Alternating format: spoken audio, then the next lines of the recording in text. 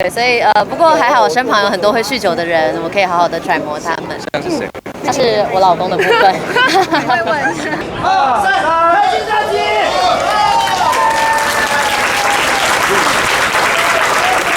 剧中呢，就是一个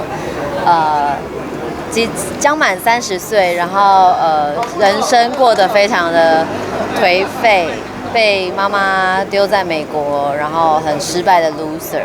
但是呢，他的个性就是非常的厌世，却又充满希望，是一个很矛盾的人，这样子。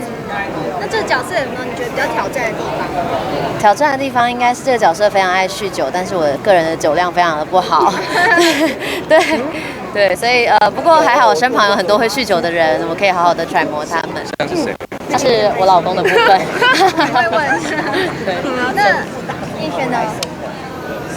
我在里面饰演的角色叫方志佳，他是一个看起来比较平凡的人，但他是剧里面最有责任感的，就跟我以往演的形象差得非常多，所以我觉得不管是哪一场戏，对我来说都是一个很大的挑战。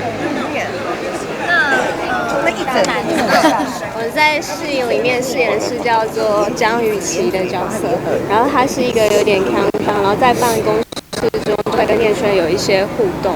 那这个角色她比较有趣的是，她是一个不好意思，然后她在里面是一个喜欢 BL 的腐女。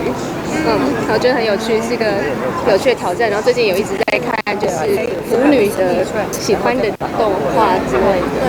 所以跟叶璇是会在剧中上演一些粉红泡泡吗？我会幻想它很多粉红泡泡。是单恋的部分吗？应该是有一些一些。之后就知道喽。对，就还蛮精彩，真的。很期待，因为几位前辈都是算是等于就是像我们的就是老师一样，所以等于在拍戏过程中，我们也可以借由他们的表演我觉得会得到很多不同的收获。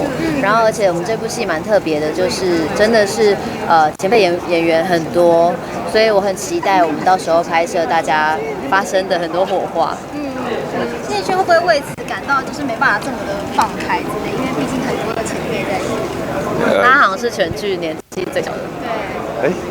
对，当然会很放不开，但是这种放不开的感觉也刚好符合我在剧里面的角色，所以我会适时的拿捏这个不自在的感觉。